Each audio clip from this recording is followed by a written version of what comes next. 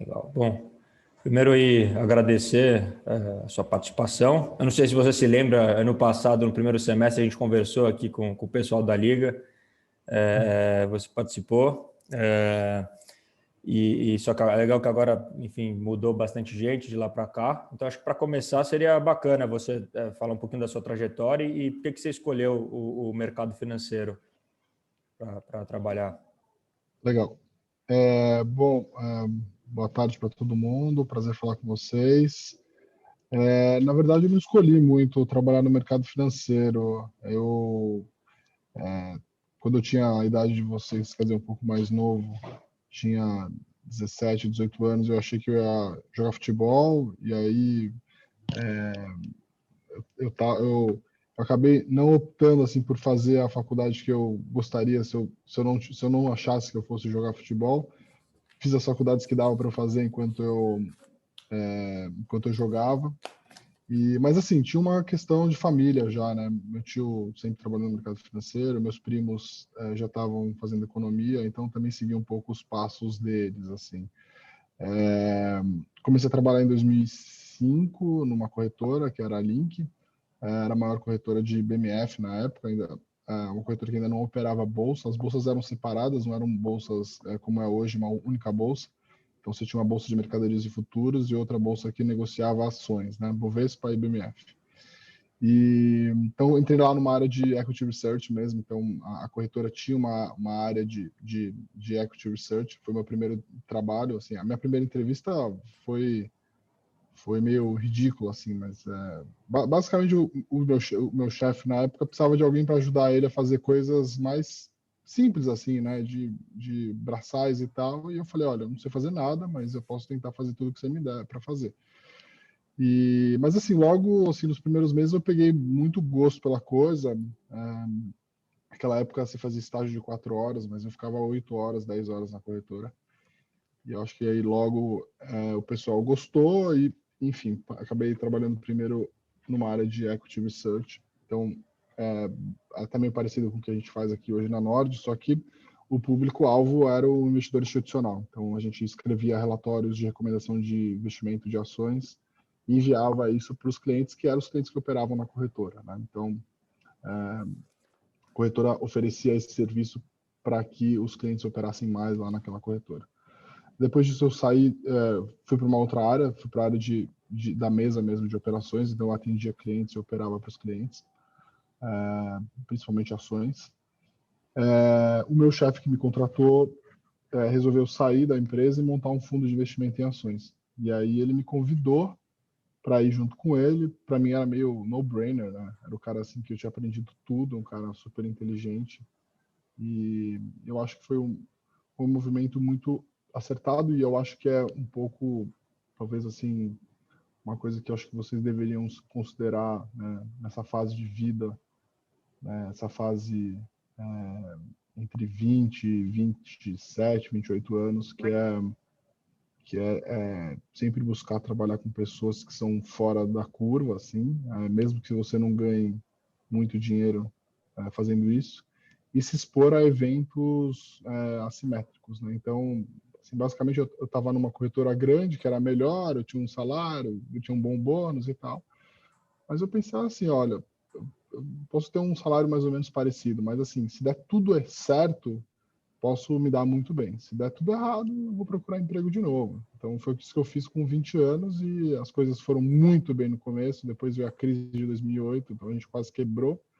E depois as coisas voltaram de novo. Então, acho que essa foi uma boa decisão na minha vida de ter me exposto a uma situação de que, se tudo desse certo, eu ia me dar muito bem. E se tudo além de, claro, ter buscado trabalhar com pessoas que eu acho que eram muito fora da média, muito acima da média. Fiquei lá 4 anos, saí e também acho que fiz uma coisa que eu até recomendo para vocês, não tem muito a ver com carreira, mas tive a oportunidade de 2010 ficar 8 meses viajando, 8, 9 meses viajando. Então, já juntei dinheiro a minha vida inteira, tinha juntado mais dinheiro, vendia uma participação na empresa, consegui fazer bastante dinheiro. Eu falei, agora eu vou ficar pelo menos um ano viajando, mas apareceu uma oportunidade. Eu fui trabalhar na Rico, que é uma corretora que vocês devem conhecer. Eu fiquei lá durante quase 4 anos e basicamente toquei várias áreas. Então, toquei uma área como área comercial, de atendimento a clientes, que eram clientes na época considerados alta renda, vai? É o cliente que hoje é considerado alta renda. Né? Alta renda é um cliente acima de 300 mil reais. E depois montei uma área de distribuição, a área de distribuição de fundos, montei também a área de gestão de fundos, então tive uma experiência aí bem legal em todas as áreas. E o mundo da corretora é muito legal, né? Porque as pessoas até me perguntam qual que é tem alguma sugestão de onde eu posso começar no mercado financeiro? Eu acho que a área de atendimento de uma corretora é muito legal, porque ele envolve várias faculdades dentro do mercado financeiro. Uma é você saber lidar com o cliente. A outra é você entender toda a parte operacional do mercado de uma instituição financeira, né, numa corretora. Desde a parte de cadastro, compliance, operações, questões do dia a dia, operacionais mesmo, né? Em quanto tempo liquida uma ação, como é que você faz um termo, como que funciona a opção, o mercado de opções, como você libera limite, todas essas coisas são bem operacionais, até coisas mais técnicas, saber explicar o que é um produto, né? O que é um tesouro direto pré-fixado, indexado em inflação, o que é um fundo de debêntures incentivadas, o que é um CDB, uma LCI, uma LCA, o que é um CRI, um CRA, como é que são feitas as ofertas, quanto o cliente paga, em quanto tempo liquida, todas essas coisas eu acho que são bem legais para quem quer começar a trabalhar no mercado financeiro. Eu acho que a área de atendimento ao cliente de corretoras, né, que assim, se assemelha um pouco a um call center, mas é um call center muito mais técnico, né? Então, acho que dá uma boa bagagem para quem quer começar no mercado. Depois disso, eu saí de lá e fui para Empíricos. A Empíricos tinha sido uma empresa que eu tinha sido sócio logo no começo, em 2009. Mas eu acabei saindo logo no começo porque, enfim, aquele meu ex-chefe era sócio e eu achava que as coisas iam se confundir em algum momento. Mas aí o pessoal, os sócios fundadores, a gente sempre teve contato, me chamaram para tocar algumas iniciativas lá, então fiquei lá durante 4 anos, quase 4 anos. Toquei também várias coisas lá dentro, desde uma área de wealth management até uma área de educação mais para o investidor mais leigo, né? A gente até fez um curso lá que chama Investimento para Leigos. E depois eu fui tocar uma iniciativa de um outro escritório fora do Brasil, que era em Portugal, que acabou demorando muito tempo para virar, e quando virou, ficou um negócio muito pequeno perto do que era a empresa, e aí, enfim, a gente acabou não dando certo, e eu queria voltar, e aí, assim, a gente acabou não chegando num consenso, e aí eu acabei saindo em 2017. Eu tinha conhecido o Bruce Amarillo e o Ricardo na época de Empíricos e eles queriam sair de lá, a gente tinha uma cabeça diferente do que eles estavam fazendo. Então a gente resolveu montar a Nord, a gente montou a Nord em 2018, abril de 2018.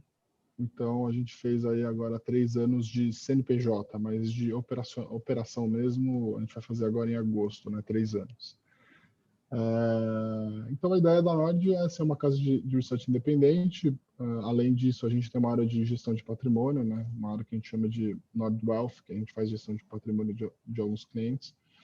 Num modelo diferente do que se faz na maior parte do mercado, que é o modelo de comissão, né? O assessor ele ganha uma comissão, aqui a gente ganha um FII, que é um FII, o cliente paga um FII para a gente, tudo que é comissão volta para o cliente, que é um modelo mais parecido com o que acontece, quer dizer, mais parecido não, é um modelo que acontece na maior parte do mercado lá fora, que é o modelo de fee only e não fee based, né? Um modelo não baseado na comissão, um modelo baseado na taxa que você combina com o cliente, fixa em cima do patrimônio ou fixa um valor que você combina com ele. Então, no começo aqui na Nord eu era responsável pela parte mais gerencial, estratégica, e depois também cuidei aqui da área de fundos de investimento durante um tempo, que agora a Amanda está aqui com o Luiz, já com a gente. E,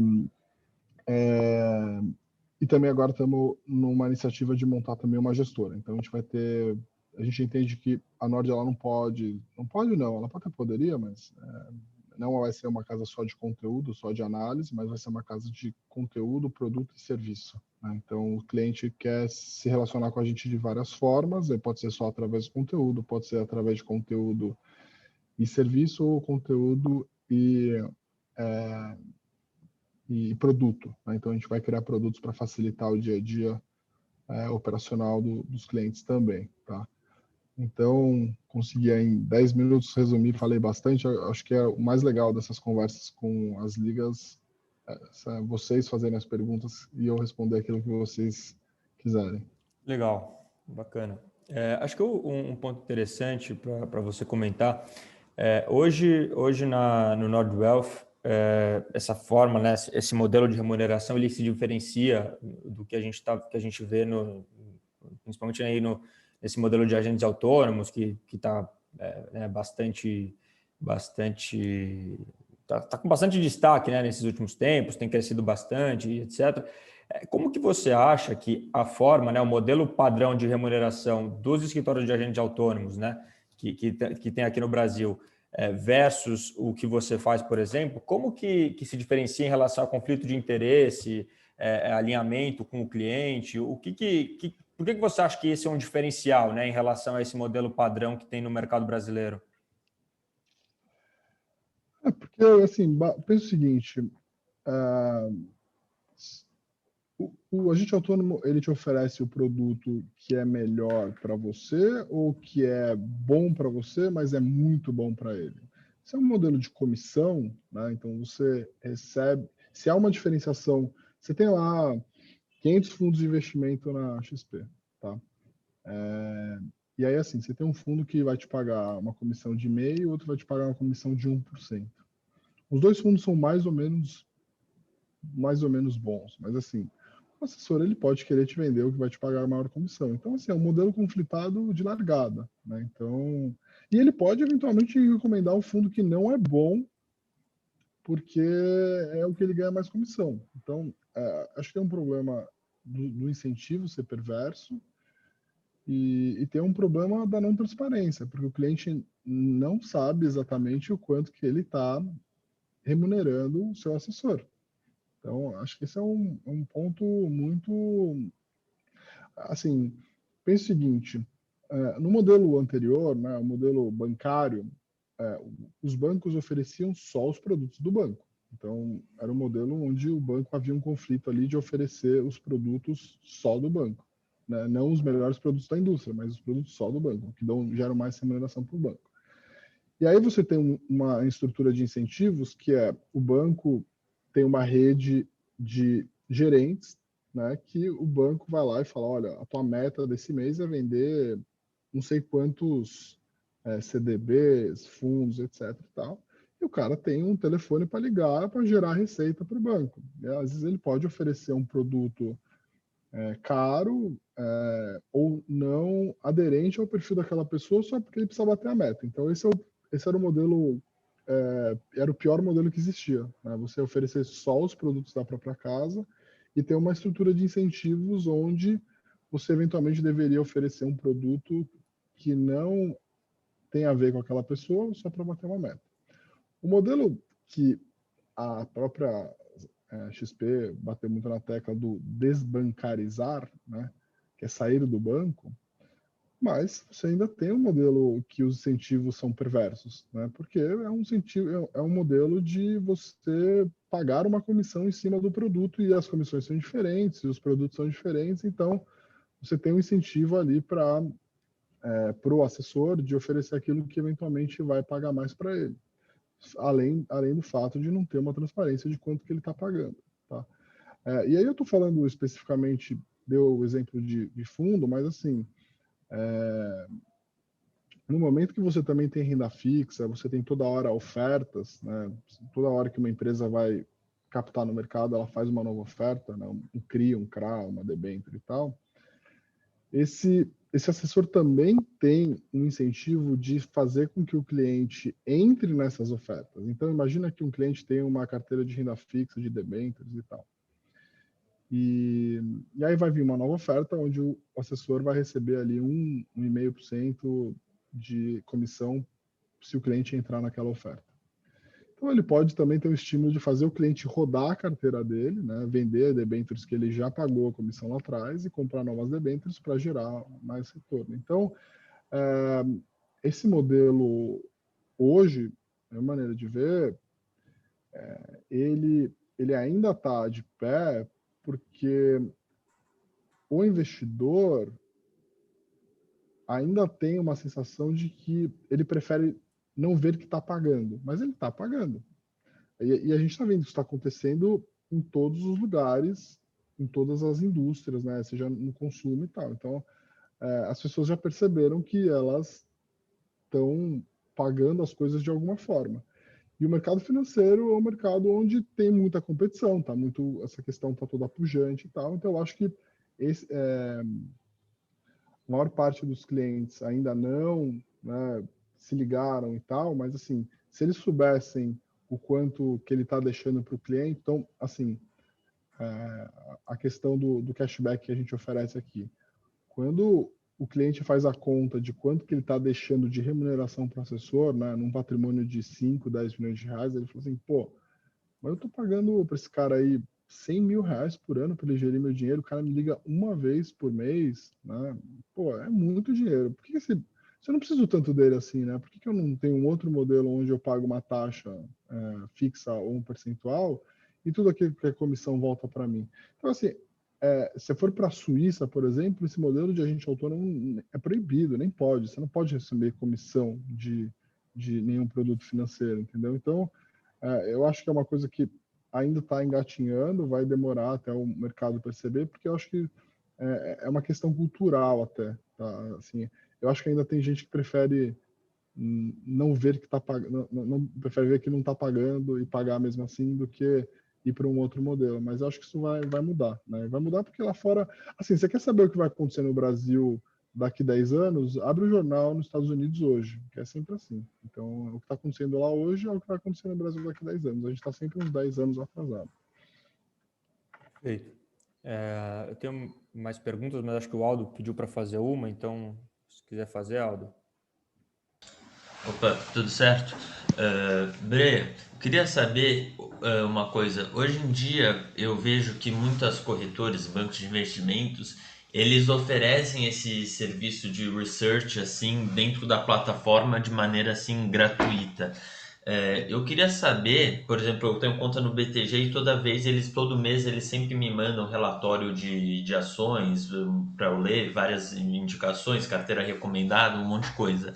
Queria saber hoje em dia como que você vê como sendo o principal diferencial das casas especializadas em análise, dessa análise que as corretoras e os bancos de investimentos oferecem para os seus clientes.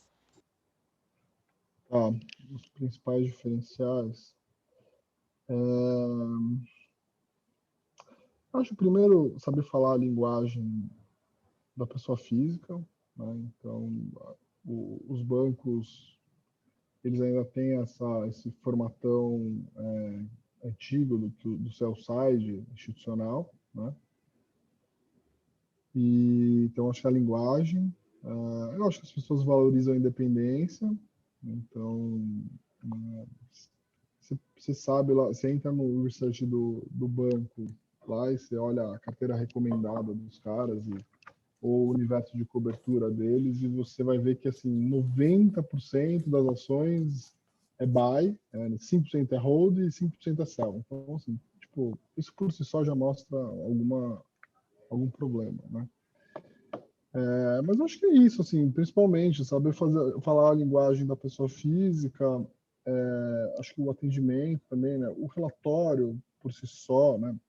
Você disparar um relatório e o cliente ler o relatório, eu acho que é uma parte do nosso trabalho, né?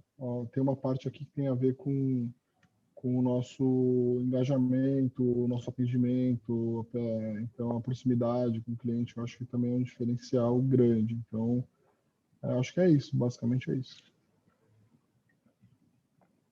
Tá certo, obrigado, Breia. Pensando, né, nessa parte que você faz hoje, né, de gestão de carteiras de terceiros e tal, quais são os principais fatores, pensando ali quando o cliente chega para você e, enfim, começa, né, contrata o serviço, quais são os principais fatores que você busca entender daquele cliente para eventualmente montar a alocação da carteira? Tá, legal. Isso é uma boa pergunta, tá? Assim, se alguém aqui um dia pretende trabalhar com isso, né, eu sugiro muito que estudem ou até procurem fazer até vocês poderiam fazer até uma conversa com o Instituto Planejar, que é o instituto que faz a prova do CFP, né? Então, o CFP, ele é uma certificação que trata justamente desses pontos aí de você entender quem é a pessoa, né, saber fazer as perguntas certas, coletar as informações corretas e traçar um diagnóstico, um plano de planejamento patrimonial que seja aderente ao perfil, aos objetivos da pessoa. Tá? Então, é que nem você ir no médico. Tá? Então, eu falo isso até para os clientes. Assim. Para você ser um bom médico, né, você precisa entender e extrair daquela pessoa que está lá te visitando os dados corretos para você traçar o diagnóstico correto e fazer um acompanhamento para os objetivos daquela pessoa. Né? Então, saber fazer as perguntas corretas para trazer e saber fazer os exames corretos, né? Então, sabendo fazer as perguntas certas e depois pedindo os exames corretos, você vai entender quem é aquela pessoa e você consegue traçar um diagnóstico e um plano de tratamento. E é isso. Então, a gente é um médico das finanças das pessoas. E aí, assim, acho que as perguntas básicas, né? Assim, primeiro, eu acho que é tentar entender um pouquinho o perfil, né? Então, como que a pessoa se declara, né? Assim, você se considera uma pessoa conservadora, moderada, arrojada, agressiva? Então, acho que é isso. Primeiro, é como a pessoa se declara, né? Que eu acho que isso é importante. Então, assim, disponibilidade para tomar risco. Tá? Isso tá, na literatura fala que é disponibilidade para tomar risco. Então, assim, eu sou muito agressivo, quer dizer que você tem disposição para tomar risco. A outra coisa é capacidade para tomar risco. Tá? Então, às vezes isso é incompatível. Então, assim, eu tenho 70 anos, eu sou um profissional liberal, eu tenho 5 filhos, eu gasto todo o meu dinheiro que eu ganho e eu sou um tomador de risco. Assim, tem uma coisa que não está conversando com a outra, né? Então, assim, mais velho, eventualmente você deveria tomar menos risco. Se você tem um trabalho onde você é um profissional liberal e não tem tanta controle de quanto que você gasta e ganha, você também deveria tomar menos risco. Se você tem 5 dependentes na sua casa, também tomar menos risco. Então tem uma e assim, invisto há 2 anos na bolsa, ou seja, tem também pouca musculatura em investimentos. Você entende então que assim há uma diferença entre disponibilidade e capacidade, que isso é uma coisa que as pessoas às vezes não, a gente acaba pegando nessas perguntas, tá? Então, a gente assim, precisa tentar entender um pouquinho a disponibilidade e capacidade de tomar risco da pessoa. Pensar também um pouco onde que a pessoa quer chegar. Né? Então, olha, eu tenho tantos anos, eu quero daqui quanto tempo comprar um imóvel, ou me aposentar, ou viver da renda. Né? Então, acho que é isso. Objetivo, horizonte de investimento, quanto que essa pessoa... qual é a capacidade de renda dessa pessoa, qual é a capacidade dessa renda aumentar ao longo do tempo, qual é a capacidade de poupança, essas coisas todas, né, patrimônio atual, capacidade de renda, capacidade de poupança, isso conversa com o objetivo da pessoa que ela vai se aposentar? Então, a gente já pegou alguns casos assim, quero me aposentar com 60 anos. Ah, bom, mas cedo, né? Médico geralmente se aposenta com menos tempo, né? Ah, mas eu quero me aposentar com 60 anos que eu quero curtir a vida. Tá bom. Aí quanto que você ganha? Ah, eu ganho 25 mil reais por mês. Tá, quanto você poupa? 5 mil. Tá. Quanto que você quer ter de renda quando você se aposentar com 60 mil? Ah, quero ter 20, 25 mil. Tá, com o teu patrimônio que você tem atual, com a sua capacidade de poupança com 60 estimando taxa de crescimento, taxa de poupança, o teu patrimônio lá na frente, a capacidade de rendimento que esse teu patrimônio pode render lá na frente não é suficiente para atingir essa renda que você está pretendendo. Então, assim, é uma série de variáveis, né? Então, assim, o sucesso de você fazer um bom planejamento patrimonial tem a ver com algumas variáveis. O primeiro, qual que é o teu estoque hoje, quanto que é o teu patrimônio hoje, quanto que é a tua capacidade, qual que é a sua renda, a sua capacidade de poupança, o tempo que você pretende fazer esse planejamento, né? Quanto mais tempo, melhor. E quanto que você pretende ter de renda lá na frente. Então, essa é a conta que você tem que fazer aí é essa. Né? Então, se você tiver um rendimento muito maior, você pode acelerar eventualmente essa curva, ou seja, se aposentar antes. Se você ou você tem a data bem estabelecida, você pode se aposentar com mais dinheiro e ter mais rendimento. Né? Então, assim, todas as perguntas que a gente faz nas conversas são tentar entender essas coisas, né? Objetivo, perfil, a realidade, a capacidade de poupança e renda, onde quer chegar e tal. Então, acho que é um pouco isso. A partir disso, né, a gente precisa montar um portfólio, né, dar sugestões de alocação para o portfólio dele que esteja mais aderente a essa realidade, sabendo que a gente tem que sempre lidar com as probabilidades, né, as incertezas do mercado. Então, pode ser que a gente atinja isso mais rápido ou atinja isso com mais dinheiro, ou até não. Então, a pessoa também tem que errar para mais. Né? Então, acho que essa é um pouco também a questão aí do diagnóstico e traçar o plano, que é você, né, com esse tipo de coisa, você não pode errar para menos, mas tem que errar para mais. Legal, perfeito.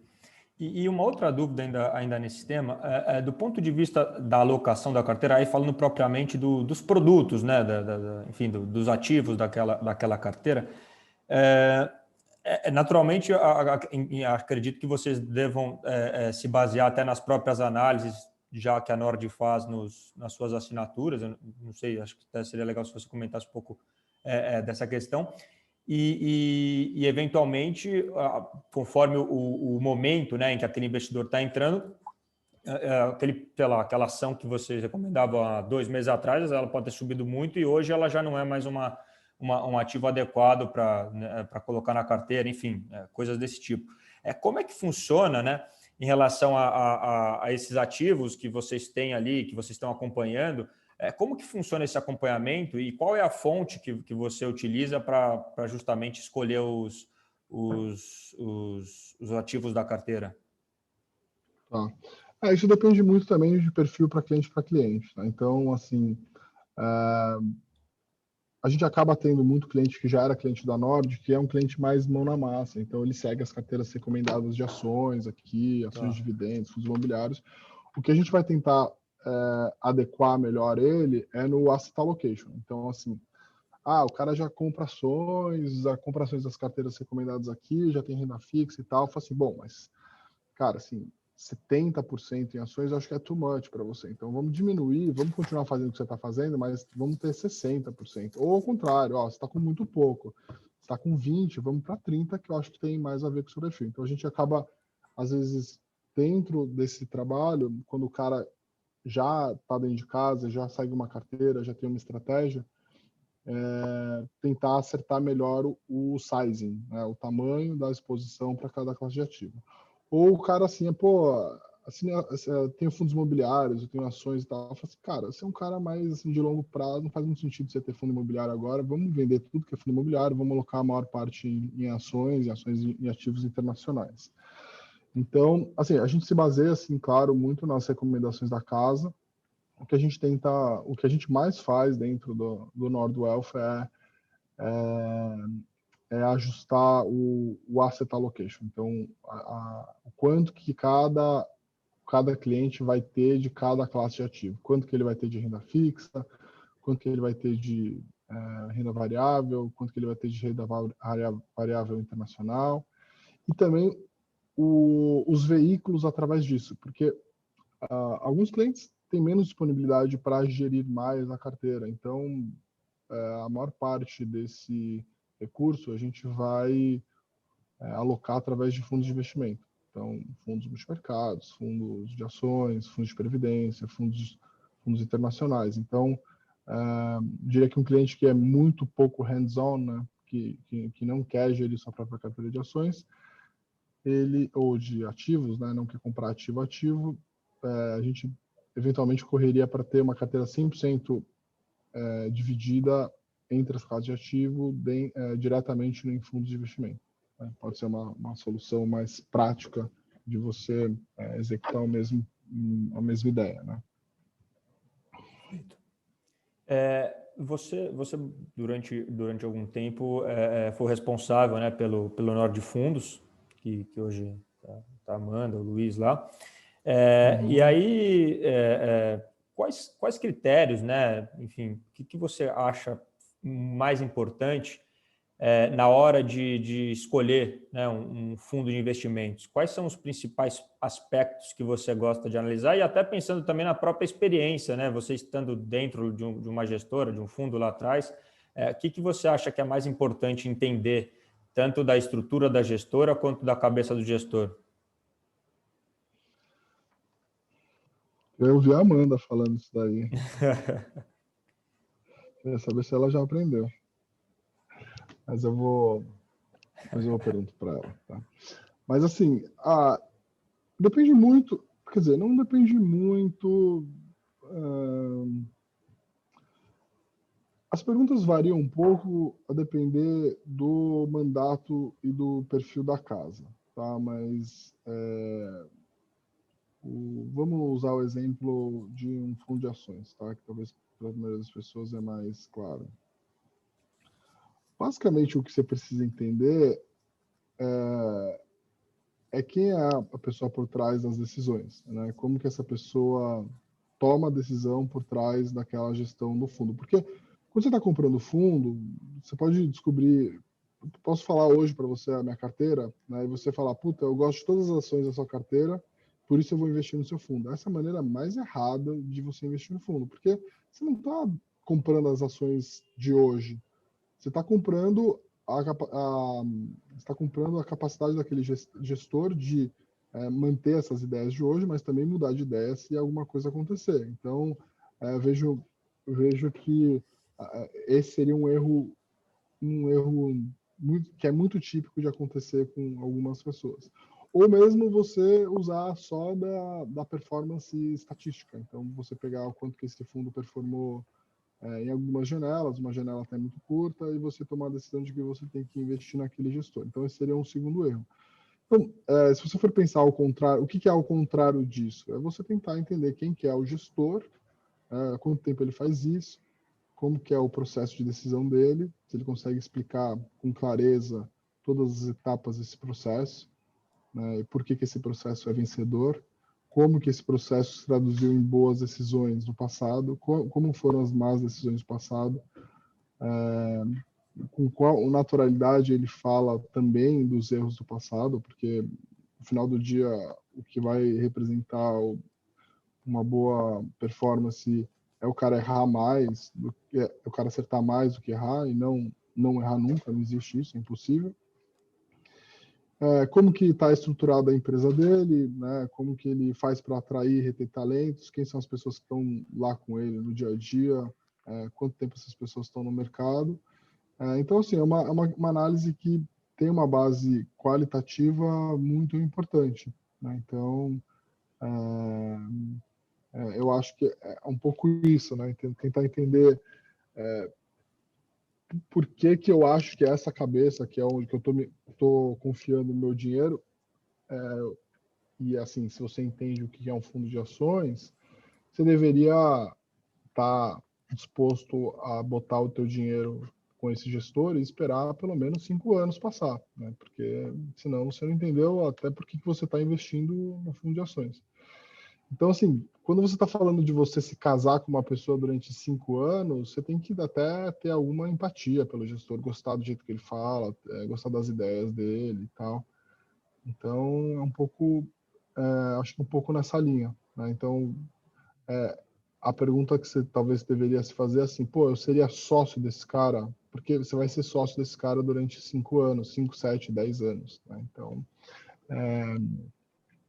acho que é um pouco mais nessa linha do que você, que é uma coisa que muita gente faz, que é você ficar pegando os rankings do melhor fundo dos últimos 12 meses, 24 meses e tomar uma decisão baseada nisso, que não é desprezível, é uma coisa importante. Eu só acho que a performance ela precisa ser avaliada também em ciclos, em janelas, né, e avaliar como o cara vai bem quando quando o mercado vai bem, como que ele vai, quão mal ele vai quando o mercado vai mal, como que ele está em relação aos peers. Em várias janelas esse cara está no primeiro quartil, segundo e tal. Então acho que tem um pouco isso. Também tentar entender o que se passa na empresa, está investindo em pessoas, em processos, em tecnologia. Então acho que está se reinventando. Acho que é um pouco mais nessa linha. Tem uma análise qualitativa que eu acho que é importante. Legal. E aí eu acho que uma pergunta interessante seria,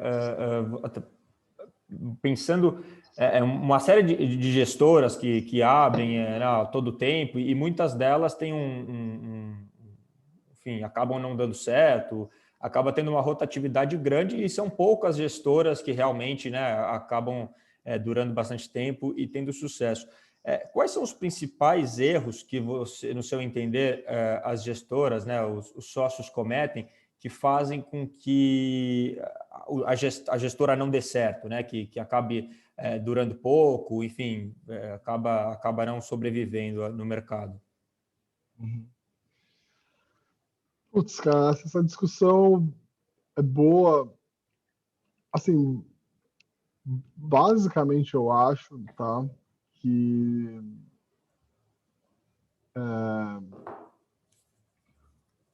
assim, quando a gestora ela abre, geralmente se ela não vinga em 2, 3 anos, ela morre, assim, né? Então, eu diria que o market timing é muito relevante para o sucesso do negócio. O que eu quero dizer é o seguinte: uma gestora que você montou no auge da crise, dificilmente ela vai dar errado, porque basicamente você ganhou dinheiro para todos os seus clientes e você o problema é você montar uma gestora no pior momento do mercado. Se montar uma gestora agora, a gente tem 3 anos de mercado ruim, você está ferrado. Então, isso eu vejo que é uma explicação estatística, tá? Agora, porque eu vejo que gestoras nem de tanto sucesso pararam de pé porque o mercado ajudou. Tá? Então, acho que isso é uma avaliação mais olhando o que aconteceu nos últimos anos. Mas, assim, em momentos médios, assim, bons ou médios, o que destrói uma gestora, geralmente, é o relacionamento, porque é um business de pessoas, né? Então, uma gestora que não tem uma boa uma estrutura que remunera bem as pessoas, né? Que remunera bem quem vai bem, que eventualmente tira quem vai mal, que as regras são bem claras, que o principal nome da casa ali, ele tem uma preocupação grande com a sucessão, né? Que ele não é um one man show. Eu acho que é um pouco por aí, assim, tá? Mas eu tenho visto agora que algumas gestoras que até abriram em momentos bons no mercado não performaram bem nos primeiros 6, 12 meses, 24 meses, apesar de ter uma estrutura boa e tal. E aí, assim, começa a ficar muito difícil, cuja oportunidade é grande. O mercado de fundos de investimento tem um survival bias também que é grande, né? As gestoras de sucesso hoje as gestoras que existem hoje são gestoras de sucesso. Todas as outras que deram errado acabaram e outras pessoas montaram outras, né? Então, tem esse ponto também. Então, mas eu diria que assim, o mercado ajuda muito, né? Mas eu diria que eu acho que essa é a preocupação, que destrói assets que foram de sucesso durante muito, fazendo talvez uma explicação, talvez então assim, assets que tiveram sucesso durante 5, 10 anos, acabaram em 10 anos depois desmoronando, porque não houve uma preocupação com esses pontos que eu falei aí, né? De reter, atrair, distribuir, remunerar as pessoas todas ao entorno ali adequadamente. Acho que foi isso. Perfeito. E acho que uma discussão que está bastante em evidência ultimamente é a questão de quanto que o gestor deve se expor ou não em redes sociais e tal. E eu, particularmente, acho que tem algumas coisas bastante positivas, né, de ter essa comunicação mais clara, de saber como está a cabeça do gestor, mas também, por outro lado, existe talvez aí até onde, né, que isso pode chegar e como que, eventualmente, o cotista pode confundir o que é uma opinião do gestor ali em termos de alocação do fundo e o que é uma opinião pessoal, política, etc. Como que você vê esse movimento aí das redes sociais e até onde você acha que o gestor deve se expor? Eu acho que o gestor deve se expor até onde ele quiser, entendeu? E argue com as consequências. Acho que tem casos aí emblemáticos e tal, né? Não sei, eu acho que tudo isso é muito novo, né? Então, a exposição dos gestores nas redes sociais, do jeito que ela é feita hoje, é uma coisa de 2, 3 anos, é muito recente, entendeu? Eu acho que alguns foram muito longe, depois resolveram voltar um pouco, outros não e tal. Mas, assim, a verdade é que até 5 anos atrás, os grandes fundos ou grandes gestores tinham clientes em dezenas ou centenas. Agora são milhares ou até centenas, dezenas de milhares ou até centenas de milhares. Então não dá para você achar que você pode ficar gerindo o teu dinheiro, os teus clientes, numa toca e seja o que Deus quiser. As pessoas, uma parte da gestão de recursos é você gastar gerindo recursos, né? Gastando seu tempo em escolher as melhores oportunidades, mas a outra parte é você comunicar para os seus clientes o que você está fazendo, porque se não tiver um descasamento, um desalinhamento, isso pode afetar toda o bem-estar da cabeça ali do gestor, mas também incomodar o gestor como o cara do negócio. Imagina que você, no momento de crise, né, puta crise, a tua carteira está despencando, o mercado te prejudicando, e nesse mesmo tempo todos os seus clientes estão saindo. Então o cara precisa, né, ali, ele está preocupado em como gerir a carteira, mas ele está preocupado também se o negócio dele vai ficar de pé nos próximos 1, 2 anos. Então, eu acho que tem um trabalho importante a ser feito pelos gestores de estar próximo aos seus cotistas. E aí existem várias formas de você fazer isso.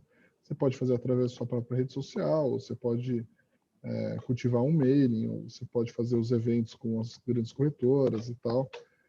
Eu acho que cada gestor tem o seu perfil e vai tentar achar, inclusive, o seu diferencial, porque isso pode se tornar um diferencial. Eu gosto do fundo A, B e C, mas eu gosto mais do A, porque o cara fala todo dia, eu sei exatamente o que está acontecendo, eu gosto das ideias dele, é um cara que se expõe muito. Ou não, eu gosto do C, porque é um cara bom que eu gosto também, e ele não fica falando sobre política. E eu acho que tá tudo bem, entendeu? É aquela história. Você tem que casar e ser sócio com esse cara durante 10 anos. Então, você precisa, inclusive, aturar um pouco o estilo dele. Se você cansar dele, então pode ser que isso seja um bom momento de você repensar a maneira como você escolhe o seu gestor, né? Perfeito. Você tem contato com vários perfis de investidores, né? Tanto aquele um pouco mais de conhecimento, com mais avançado, e também aquele que começou a investir recentemente, que ainda está num estágio inicial. De forma geral, aí tanto da parte dos assinantes quanto agora das pessoas das quais você assessora na montagem da carteira e tudo mais, quais são os principais erros que você vê que o investidor cometendo em termos de portfólio? Puta, todos que estão descritos nos erros dos investidores, assim.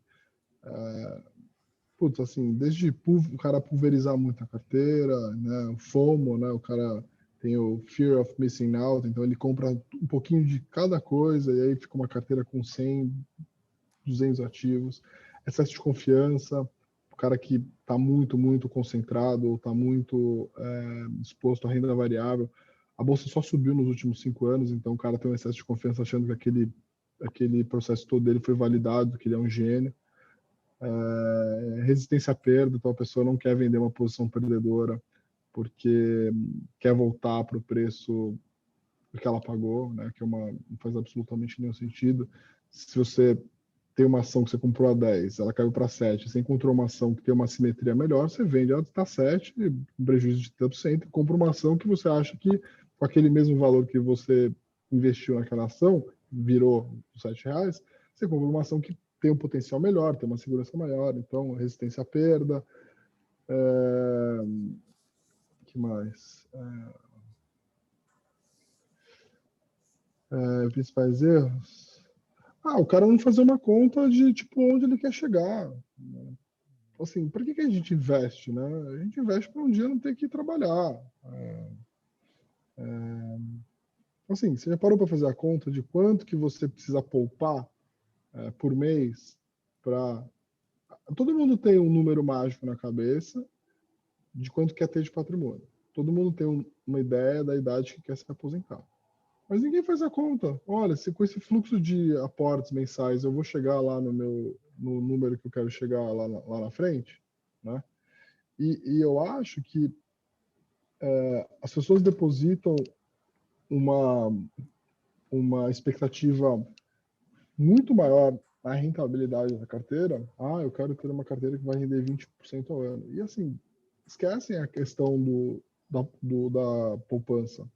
Assim, todo mundo deveria guardar assim, default, assim, algo que todo mundo deveria guardar em torno de 30% do que ganha. 30%, 35%. É uma matemática aí, vocês podem fazer a conta. Assim. E, se puder guardar mais, melhor. Se puder guardar mais, melhor, ótimo. Mas, assim, você vê que pessoas acham que é natural você poder gastar tudo que ganha durante uma fase da vida. Não é. Não pode. Você não deveria poder. Então, assim, você tem que... Óbvio que você pode ter oscilações na tua renda e tal, mas momentaneamente. Mas, assim, você está adiando, você não está se pagando. Você está pagando todo o entorno. Então, acho que isso também é um ponto que as pessoas não se atentam, né? Começar cedo é importante. Se você fizer aí nas contas de matemática financeira, as pessoas vão começar a pensar sobre investimentos às vezes com 28, 30 anos, né? Se tivesse mesmo colocado um pouquinho lá, em 20, 22, se organizado para juntar um dinheiro todos os meses, esse bolo fica muito maior, né?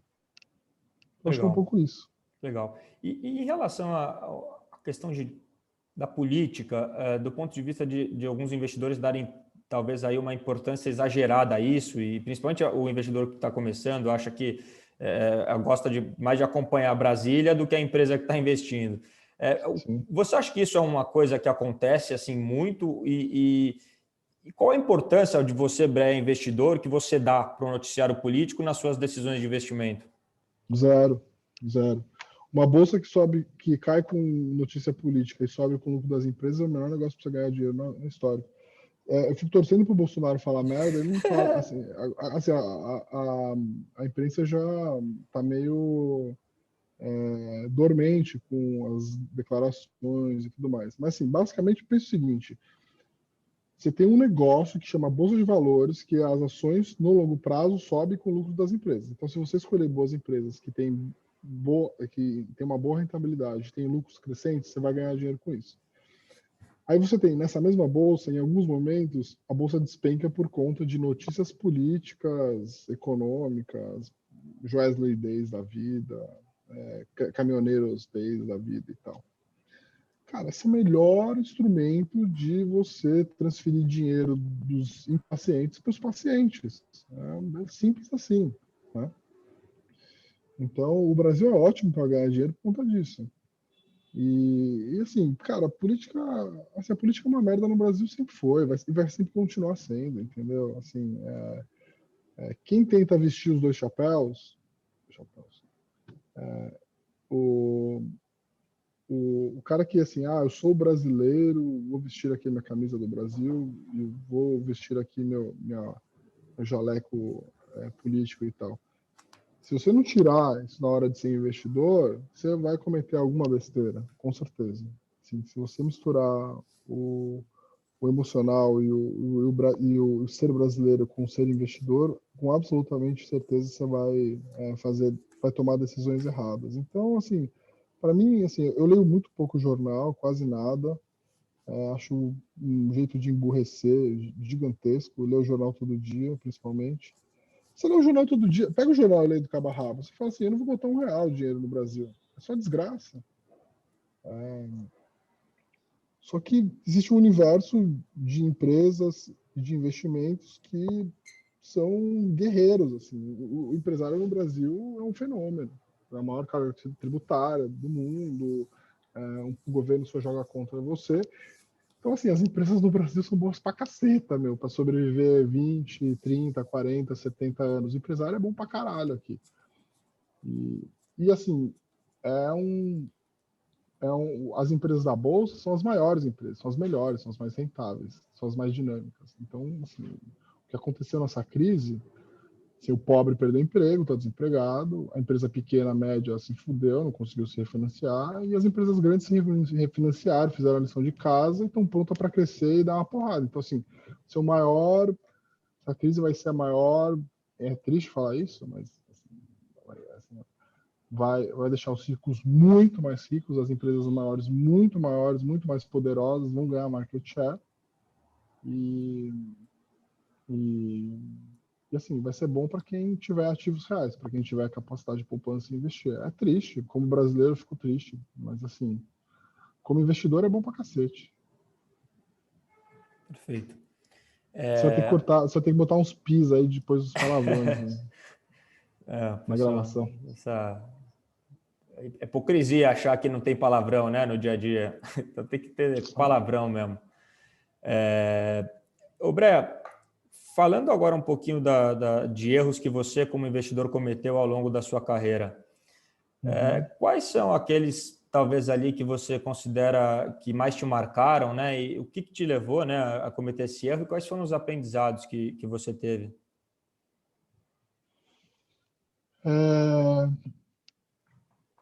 Puta, cara, eu acho que eu cometi todos os erros que estão aí, né? Comprei um ativo sem estudar, comprei um ativo porque eu vi uma dica de que o negócio ia acontecer, concentrei muito em alguns poucos ativos, não tive uma disciplina em poupar todos os meses, acho que todos, cara, todos os erros, né? O que eu tento ensinar para as pessoas é justamente isso, de que, primeiro, alguns erros são imperdoáveis. Se você errar grande, você vai voltar a estaca zero lá, que nem no joguinho que a gente jogava lá de técnicos. Eu acho que vocês não são nem da época do tabuleiro, né? Então, mas assim, volta para casa zero lá. Então, voltar para casa zero em investimentos assim, pode te custar vários anos da sua vida. E aí você tem erros menores que eu acho que é natural da pessoa ir se ligando, aprendendo. O processo de evolução como investidor, ele é lento, é demorado. Então, eu acho que quanto antes você começar, mais chance você vai ter de errar. E errando pequeno, você vai aprendendo até você, né, com 5. Né? Por isso que é muito legal o que vocês fazem aí com ligas. Né? Com 20 anos você já está pensando nisso. Com 25 você já vai ter errado a maior parte das cagadas, desde que você não faça uma grande cagada de se alavancar e tomar uma grande paulada para trás. Com 25 anos você já tem mais dinheiro, mais recursos para tomar mais decisões. Com 30 anos você já é um cara muito bem preparado para gerir seu portfólio. E aí, cara, você tem dos 30 até os 60, que são 30 anos de acúmulo de patrimônio, para com 60 anos você está muito tranquilo. 60 anos, as pessoas hoje ainda estão com muita energia para poder trabalhar e fazer o que quiser, mas aí você vai poder optar, né? Eu acho que tem um ponto que é legal de guardar dinheiro, né, desde o começo, começar a trabalhar cedo e guardar dinheiro desde o começo, é que você poder escolher a melhor coisa que é para você, não ficar refém de um salário, né? Um salário, você ser refém de salário é uma merda, cara. Assim, tipo, eu tive ao meu lado assim tantas pessoas que acabei convivendo nesses anos todos do mercado financeiro que tinham um trabalho de merda, mas que assim não podiam fazer uma mudança na carreira e tal, porque eram reféns de um salário. Isso é péssimo. Tá? Eu tive a oportunidade de logo no começo já começar a trabalhar, ganhar dinheiro, ter meu dinheiro, então eu pude escolher em alguns momentos da minha vida o que eu queria fazer, onde eu queria trabalhar. Eu acho que isso é uma dádiva, cara, assim, puta, assim, passar 5, 6 anos, às vezes eu vejo gente 5, 6 anos trabalhando num lugar que é mais ou menos, que ganha mais ou menos, porque precisa do salário, puta, isso aí é deprimente, assim. Se vocês querem buscar, assim, ser uma pessoa legal, ganhar dinheiro, estar bem na vida, então acho que talvez seja uma das maiores lições também aí é mais como carreira do que como investidor, né? Mas acho que é um pouco, tem a ver as duas coisas, né? Legal. Só antes de continuar, como estamos há quase uma hora para poder controlar o tempo, como que você está Uhum. em relação a até que horas a gente pode ficar, que aqui já vai encerrando? Eu tenho mais 10 Tá minutos. bom, Se alguém perfeito. quiser fazer alguma pergunta. Perfeito. Tanto né, ao longo da sua carreira, imagino que você deva ter conhecido uma série de investidores brilhantes, né, tanto pelo tempo que você está no mercado, quanto por ter passado por algumas instituições. Existe alguma característica comum que você vê em todos, ou pelo menos na maior parte daqueles investidores que você tem maior admiração e que você achou mais brilhante, que você conheceu? O quê? Entendi, desculpa. Ao longo da sua carreira, tanto pelas diversas instituições, né, que você passou, tanto pelo tempo que você está, imagino que você deva ter conhecido uma série de investidores que você, Uhum. enfim, né, tem admiração, que sejam pessoas brilhantes. Existe alguma característica comum que você observa nesses investidores, assim, nessas pessoas mais brilhantes dentro do mercado?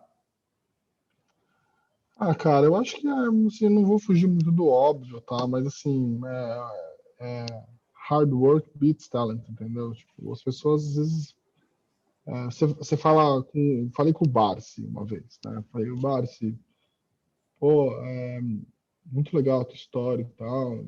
E, e ele falou assim, cara, assim, é o seguinte, na minha época, né, lá, década de 60, 70, tinha um monte de cara muito mais inteligente que eu. Tinha um monte de cara até mais rico do que eu. Só que muita gente ficou pelo caminho, né? Eu só segui mesmo o ritmo, rotina, disciplina, ser diligente e tal. É claro, se você acha que também você pode ser brilhante, precisar da caixa, então é ainda melhor. Mas assim, eu vejo que a maioria das pessoas são no mercado financeiro que deram muito certo. Tem umas pessoas que são brilhantes, é claro, mas o cara que é muito determinado, focado e tal, ele dá muito certo. E a mesma coisa, porque assim, como a gente tem cliente de 60, 70, 80 anos aqui, que eu escuto a trajetória dele, o cara que juntou 10, 20, 30, 50, 100 milhões de reais, eu percebo que também tem essa questão, sabe? Eu sempre fui um cara disciplinado em poupar, sempre fui um cara disciplinado em entender sobre investimento e tal. Acho que um pouco por aí, assim. É até curioso, né? Que quando uma pessoa de 60, 70 anos, com 40, 50 milhões de reais, vem me perguntar como que ele deveria alocar o patrimônio dele, a pergunta devia ser inversa, né? Assim, como que eu faço para juntar 40, 50 milhões de reais? Assim, você tem muito mais para me contar do que eu para te contar. Então, assim, esse meu trabalho também eu aprendo muito com os meus próprios clientes, né? E às vezes eu não tenho nada para falar para ele. Falar, olha, você está gerindo super bem seu patrimônio, acho que você só tem que continuar e contar com a gente para a gente tomar decisões melhores. Mas, assim, o que você tem feito até agora é irretocável. Assim, tem muito mais a aprender com você do que você tem a aprender comigo. Legal. E quais aspectos você dá mais valor na hora de contratar alguém para trabalhar com você?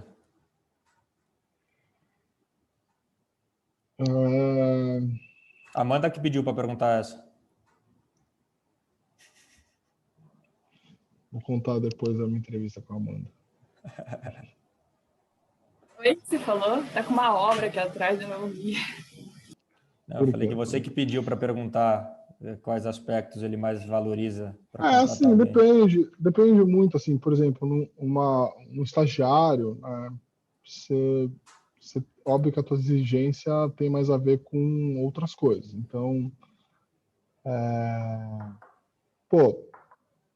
uma pessoa precisa saber se comunicar, explicar o porquê que eu deveria contratá-la, né? O que ela fez na vida até agora que mostra que é uma pessoa que corre atrás, que está procurando se diferenciar, quer trabalhar no mercado financeiro, entende, estudou, fez a lição de casa, tem bom raciocínio lógico, né? Você não espera de uma pessoa com 18, 19 anos saiba dizer qual é a fórmula do discounted cash flow. Assim, isso é uma idiotice.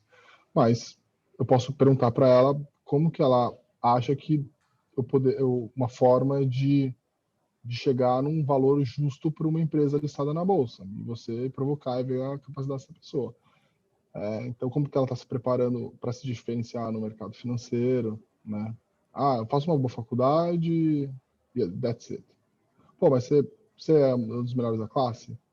O que você já leu até agora? Que atividades extracurriculares você está fazendo para tentar se diferenciar no mercado de trabalho? E escreve para mim um texto explicando qual é a tua tese sobre um ativo ou uma ação. Sabe? Consegue.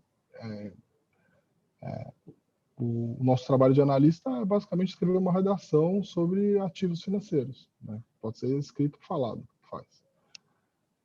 E me convence por que esse negócio é bom, sei lá. Então, acho que é um pouco isso. Acho que esses diferenciais, assim, tem muito a ver com... assim, tem que rolar uma empatia também. Você passar 8, 10 horas no escritório, você não quer trabalhar com alguém mala, né?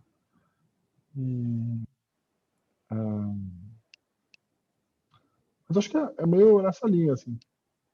Falando mais especificamente de vagas mais voltadas para vocês, assim, eu acho que é um pouco isso, assim.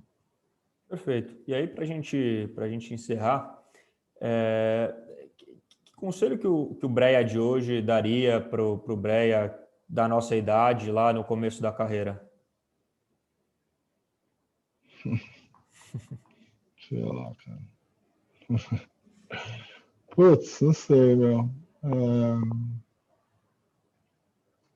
Eu acho que em alguns momentos da minha vida é assim. É muito louco isso, porque os momentos difíceis, eles são talvez até mais importantes do que os momentos de glória, assim, né? De onde você está. Você precisa passar pelos difíceis e os ruins até para você saber o que você não quer lá para frente, tá? Então, já fiz essa regressão aí de tentar, putz, acho que eu fiquei durante muito tempo em alguns lugares onde eu estava meio estagnado, sabe? De falar, putz, devia estar mais preocupado. Mas é que eu também acho que a gente é muito ansioso, então tem coisas que demoram para acontecer e tal. Você precisa apostar, ter visão de longo prazo e tal. Puta, mas assim, eu acho que eu daria um conselho meio nesse sentido, assim, tipo, é meio clichêzão também, mas assim, onde você quer estar daqui 10 anos, né? Será que onde você quer estar daqui 10 anos, você consegue fracionar isso para anos, um ano? Quando você quer estar até o final do ano? Ou meses, né? Traçar metas mais claras, objetivas de onde você quer chegar e fracioná-las, talvez seja mais fácil você chegar. As pessoas têm uns objetivos assim, que ficam meio na cabeça, meio... Acho que um pouco isso, assim. Não tenho, assim... Eu tive momentos bons e ruins da minha trajetória, sabe? E eu acho que os ruins foram talvez até mais importantes do que os bons momentos, assim, para chegar onde eu cheguei hoje, que eu acho que eu não cheguei em lugar nenhum, tá? A verdade é que, assim, que eu acho que ainda tenho muita coisa para fazer, mas assim, eu tenho eu tenho orgulho da minha trajetória porque os momentos difíceis foram muito bons para eu amadurecer como pessoa, como empresário, como, sei lá, uma pessoa que trabalha no mercado financeiro, entendeu? Então, mesmo eu poderia ter dado um conselho assim, pô, não fica muito tempo estagnado, vai em busca do que você procura e tal, mas assim, aquele tempo foi bom até para eu, né, entender, são também momentos de vida e tal, então acho que meio, não sei te dar uma resposta bonitinha e legal, assim, acho que é Legal. Não, meio que... tá ótimo. Perfeito. Bacana. Bom, agradecer mais uma... desculpa. Não, eu só queria fazer uma consideração final. É que eu não sei em que tom soou minha pergunta, mas quando eu fiz minha pergunta, de forma alguma eu estava querendo questionar o trabalho das casas de análise. Muito pelo contrário, eu acompanho a Imagina. Nord há muito tempo, antes Não, essa mesmo de pergunta entrar foi um na liga. absurdo, Aldo. Quê? O Brian falou que nunca mais vai falar com a gente. Não, mas é só porque eu fiquei depois pensando que talvez pudesse ter soado nesse tom, mas não, de forma Não, alguma. Eu só zero, queria saber zero, o que zero, você via zero. como principal diferença entre as análises de banco, mas era nesse Não, sentido. zero. Zero, zero. Não, nem cheguei a pensar nessa situação. Zero. Bom, Tá legal. bom, era isso, Então, obrigado. obrigado, Breia, mais uma vez. É sempre muito bom conversar com você, com o pessoal da Nord. É, enfim, agradecer também a Amanda. As portas da Liga assim, estão sempre abertas para todos vocês da Nord conversarem com a gente. Para a gente é sempre uma grande oportunidade. E é isso. Obrigado e um prazer. Prazer é meu. Amanda não fez nenhuma pergunta, hein? Vai tomar um puxão de orelha depois. Tava Que ouvindo vergonha, aqui. que vergonha, que vergonha.